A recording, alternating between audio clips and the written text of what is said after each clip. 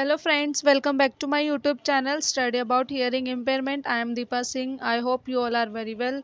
So अब हम दोबारा से इस कोर्स की वीडियोस को कंटिन्यू करेंगे और आज की जो हमारी वीडियो होने वाली है वो होगी हमारी DEd special education course HI paper 4th unit first child development and learning paper का नाम है और जो यूनिट का नाम है वो है ग्रोथ एंड डेवलपमेंट। हाँ, ये पेपर फर्स्ट ईयर में है तो आज पहले हम इस पेपर को डिस्कस करेंगे।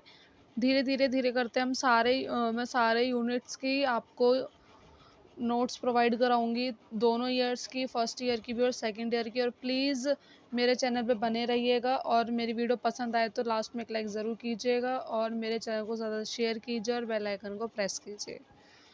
ओके, जो फर्स्ट यूनिट है हमारी ग्रोथ एंड डेवलपमेंट है, इसमें 5 पॉइंट है आपके। फर्स्ट पॉइंट है आपका, इसमें आपको definition and meaning of growth and development की आपको इसमें बताना है, उसकी डेफिनेशन बतानी है, मीनिंग बताने हैं ग्रोथ एंड डेवलपमेंट के। नेक्स्ट पॉइंट है आपका principles and factor affecting development की, आपके डेवलपमेंट के क्या क्या प्रिंसिपल हैं और कौन से फैक्टर अफेक्टिंग है। नेक्स्ट है आपका third, nature versus nurture. Fourth है आपका डोमेन्स ऑफ डेवलपमेंट। फिफ्थ है आपका developmental milestone and identifying deviation and giftedness. इस यूनिट में हम ये 5 पॉइंट पढ़ेंगे और पांचों पॉइंट के नोट्स मैं आपको ज़रूर प्रोवाइड कराऊंगी और प्लीज़ मेरे चैनल पे बने रहिएगा। ओके, तो स्टार्ट करते हैं। जो फर्स्ट है हमारा, व्हाट इज़ ग्रोथ, की ग्रोथ क्या है। Growth is in every area has both genetic and environment factor, की जो ग्रोथ है वो एवरी एरियाज में होती है, चाहे वो जेनेटिक हो चाहे वो इन्वायरमेंटल फैक्टर्स में हो। It is the product of interaction of each other, कि ये वो एक प्रोडक्ट है जो एक दूसरे से इंटरेक्ट करती है, वो ग्रोथ होती है। ठीक है, what is maturation. It is defined as a genetically determined process of growth which and falls with time, कि जो मैचुरेशन है वो एक प्रोसेस है ग्रोथ का ही, और ये हमें बताती है कि हमें कौन सा समय सही है और कौन सा गलत है। Maturation occurs through successive changes in both physical structure and functional ability. जो मैचुरेशन होती है वो दोनों ही चेंजेस में सक्सेस होती है, चाहे वो फिजिकल स्ट्रक्चर से हो रिलेटेड चाहे वो फंक्शनल एबिलिटीज से हो हमारी।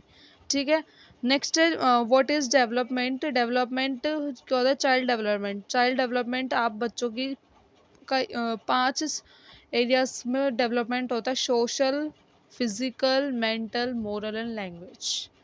ठीक है, child development is the field of science which studies child development from conception to adolescence, कि जो चाइल्ड डेवलपमेंट है वो एक साइंस की फील्ड है जिसमें हम चाइल्ड डेवलपमेंट के बारे में स्टडीज करते हैं, उनके कंसेप्शन से लेके एडोलसेंस तक। In other words it is a field से devoted to understand consistency and change from conception through adolescence. इसमें हम सारे चेंजेस के बारे में पढ़ते हैं, कंसेप्शन से लेके एडोलसेंस तक के बीच में के जो भी चेंजेस आते हैं हम उसमें हर तरीके का हम डिस्कस करते हैं। ठीक है, ग्रोथ जो हमारी होती है, ग्रोथ हमारी एक टाइम पर आकर रुक जाती है, बट जो डेवलपमेंट होता है वो हमारा क्या कहते हैं, वोम टू टूम चलता है। जो डेवलपमेंट है हमारा, कहते हैं ना कि गर्भ से लेके कब्र तक हमारा जो डेवलपमेंट है वो पूरा कंटिन्यू चलता है, बट जो ग्रोथ होती है वो हमारी एक टाइम पर आकर रुक जाती है। ठीक है, जैसे जैसे ग्रोथ होती रहती है वैसे बच्चे में मैच्योरिटी लेवल भी बढ़ता चला जाता है। ठीक है, नेक्स्ट है नेचर प्रिंसिपल्स ऑफ डेवलपमेंट कि डेवलपमेंट इज़ अ कॉन्टीन्यूस, जो डेवलपमेंट है वो एक कॉन्टीन्यूस प्रोसेस है। Developmental is sequential, development is form journal to specific, development has individual differences, cumulative in nature, holistic in nature, occurs in context, मतलब which from culture और which you be belong society, कि कौन से culture से आप हो और कौन से सोसाइटी से बिलोंग करते हो। उस चीज़ पे भी वो भी आपके डेवलपमेंट को काफ़ी अफेक्ट करती है, वो भी काफ़ी इम्पोर्टेंट रोल प्ले करती है। ठीक है। नेक्स्ट है development can be defined as changes occurring in individuals physical emotional behaviour our and traits, की जो डेवलपमेंट उस चीज़ को डिफाइन करती है, चाहे वो हमारे इंडिविजुअल ही हो, चाहे वो हमारे फिजिकल हो, इमोशनल हो, चाहे वो बिहेवियरल हो, डेवलपमेंट इन सब चीज़ों को डिफाइन करता है। ठीक है। नेक्स्ट फर्स्ट हम पढ़ेंगे डेवलपमेंट इज़ अ कॉन्टिन्यूस, जो डेवलपमेंट है वो हमारा एक कॉन्टिन्यूस प्रोसेस है। It is the changes body and behaviour which take place continuously, कि जो इसमें हमारे बॉडी में हमारे बिहेवियर में कॉन्टिन्यूसली चेंजेस होते हैं। So development is not static और in other words development doesn't stop any given time. Each stage of child foundation is built upon appreciation stages and has definite influences of child in the sustaining stage of development, की जो development है वो कभी रुकता नहीं है और ये एक बच्चे की चाइल्ड फाउंडेशन होती है जो हमेशा बिल्ड होती रहती है, चीज़ को अप्रिशिएट करती रहती है हर एक स्टेज पे, हर एक उस पे ये जो हमारा डेवलपमेंट है वो अलग अलग तरीके से होता रहता है। ठीक है। नेक्स्ट है डेवलपमेंट इज सिक्वेंशियल, जो डेवलपमेंट है वो एक सिक्वेंशली होता है बच्चे में, कि बच्चे की एज वाइज बच्चे में अगर बच्चा 1 साल का है तो उसमें आपको अलग उसका बिहेवियर मिलेगा, अलग तरीके की वो एक्टिविटीज़ करेगा। जैसे ही बच्चा 2 साल का होगा तो उसमें आपको अलग तरीके का बिहेवियर दिखेगा और अलग नई नई एक्टिविटीज़ करता है। तो ऐसे ही जो बच्चे का डेवलपमेंट है वो सिक्वेंशली होता जाता है। ठीक है। Development follows and orderly sequence which is universal all children, की जो डेवलपमेंट है वो एक ऑर्डरली होता है, ऑर्डरली सीक्वेंस में होता है हर एक बच्चे में। Each stage trades to next order which remain unchanged and never be reversal, की जो भी स्टेजेस है वो बच्चे को नेक्स्ट ऑर्डर मतलब नेक्स्ट चेंजेस की तरफ करता है, ना कि उसके रिवर्स उसको पीछे की ओर ले जाता है, वो उसको आगे की ओर बढ़ाता है। Rate and speed of development many very in individual differences but sequence of the development is always same, कि जो डेवलपमेंट है जो बच्चे की रेट एंड स्पीड है वो चेंज हो सकती है हर एक इंडिविजुअल बच्चे में, बट जो डेवलपमेंट है वो हमेशा ही सीक्वेंस होता है हर एक बच्चे में, उसका सेम ही प्रोसेस रहता है। बट जो बच्चे की रेट स्पीड और जो बिहेवियरल है वो आपको थोड़े बहुत चेंजेस दिख सकते हैं, बट जो उसका जो जिस ऑर्डर में डेवलपमेंट होता है वो हर एक बच्चे में सेम ही होता है। Development is from general to specific, जो डेवलपमेंट होता है बच्चे का वो पहले जर्नल टू स्पेसिफिक होता है, कि बच्चा पहले सरल चीज़ों को समझता है फिर वो कॉम्प्लेक्स चीज़ों की साइड में आता है। ठीक है। As children grow generalisation reduce and specific behaviour response to particular individual और इवेंट डेवलपमेंट, की जो डेवलपमेंट है वो बच्चे के ग्रोथ को जर्नलाइज करता है, बच्चों को जर्नल से स्पेसिफिक बिहेवियर की ओर रिस्पॉन्स बच्चा करता है। पहले बच्चा एक जर्नल बिहेवियर करता है और फिर बाद में वो स्पेसिफिकली चीज़ों को करना शुरू कर देता है, उसका डेवलपमेंट होना शुरू हो जाता है हर एक इंडिविजुअल बच्चे में। ठीक है। नेक्स्ट आपका development has individual differences, development processed at its on rate and reaches its maturity and its own time periods due to factor like genetic nutrition health and inheritance, कि जो बच्चे का जो डेवलपमेंट प्रोसीड है वो बच्चे की रेट एंड रिचेज उसकी मेचोरिटी पर डिपेंड करती है, बच्चे के एक ऑन टाइम पीरियड्स पर अगर बच्चे में डेवलपमेंट हो रहा है, अगर वो उसको अगर कोई भी अगर ऑन टाइम बच्चे का डेवलपमेंट भी नहीं हो रहा है तो वो उसके मेचोरिटी लेवल या फिर जेनेटिक न्यूट्रिशन हेल्थ पे काफ़ी इफ़ेक्ट करता है। ठीक है। नेक्स्ट है cumulative in nature, all the new development occurs upon the old development of preceding development, कि जो हर एक न्यू डेवलपमेंट है वो बच्चा अपने उस बच्चे वो जो डेवलपमेंट है बच्चा उसको परसीव करता है, रिसीव करता है, ठीक है, अपने नेचर से।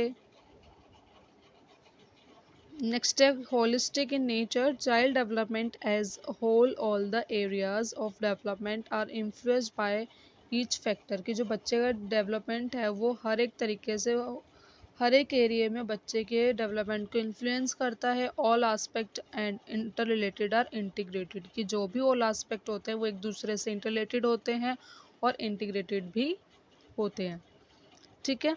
नेक्स्ट है अकर्स इन कॉन्टेक्स्ट, इसका मतलब विच फ्रॉम कल्चर और which you be belong society, कि आप कौन से कल्चर से हो और कौन सी सोसाइटी से आप बिलोंग करते हैं।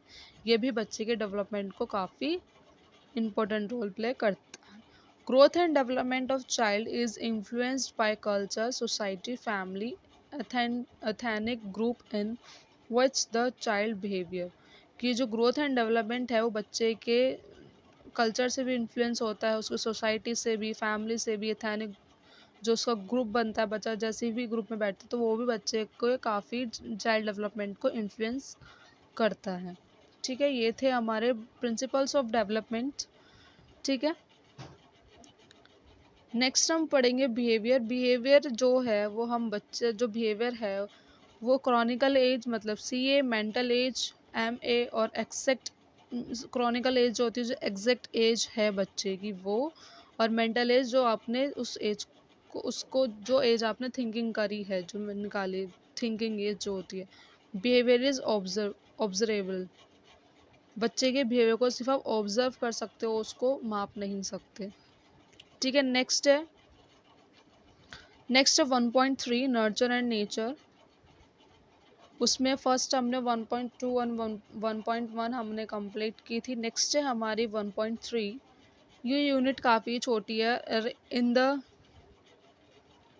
और इस कोर्स में हम इतना डीपली इसको नहीं पढ़ते हैं, ना ही इतना डीपली इसमें पूछा जाता है, बट आपको अगर डीपली आप पढ़ोगे तो काफ़ी टाइम लगेगा। बट इन द कोर्स आप इतने ही नोट्स अगर आपको पॉइंट्स भी अगर आपको क्लियर हैं तो आप सारी चीज़ों को बनाकर लिखाओ, क्योंकि एग्ज़ाम टाइम पर ही होता है कि जो भी अगर क्वेश्चंस आते हैं तो वो सिचुएशन बेस्ड क्वेश्चन आते हैं। आपको साइकोलॉजी में आपको एग्जैक्ट पॉइंट नहीं उठा के दिया जाएगा, आपको उसमें सिचुएशन बेस्ड आपसे क्वेश्चन पूछे जाएंगे। कोई कोई यूनिट है जिसमें आपको पॉइंट टू पॉइंट चीज़ें पूछी जाएगी, जैसे थ्योरी है, थ्योरी आपको पॉइंट टू पॉइंट ही पूछी जाएगी, उसमें कोई आपको सिचुएशन नहीं दी जाएगी। जैसे यूनिट 4 है, अटेंशन है, परसेप्शन है, मेमोरी, ये भी आपको एज अ पॉइंट ही दिया जाएगा। बट जैसे यूनिट 1 है, 2 है और 5th है, ये आपको थोड़ा बच्चे के को मॉडिफाई कर कर आपको उसमें बताना पड़ेगा किस तरह से आप एक सिचुएशन बेस्ड क्वेश्चन आपको देना पड़ेगा, तो इसलिए इसमें ज़्यादा नहीं इतना वो होता, ना ही आप इसमें नोट्स इतने लर्न कर सकते हैं, सिर्फ आपको पॉइंट्स क्लियर होने चाहिए कि कौन से पॉइंट्स में क्या है क्या नहीं है, ठीक है। नेक्स्ट है नर्चर नेचर, नेचर जो हेरिडिटी और जीन्स से मिलता है। नर्चर जो पेरेंटिंग, जिस तरह से बच्चे की पेरेंटिंग हो रही है, चाहे शेयर्ड एनवायरनमेंट हो चाहे वो नॉन शेयर्ड एनवायरनमेंट हो, ठीक है। Child development is influenced by various factor, like जो चाइल्ड डेवलपमेंट है वो काफ़ी सारे वेरियस फैक्टर्स से इन्फ्लुएंस्ड करता है, जैसे child rearing practice, genes, social economic status and societal norms, environment.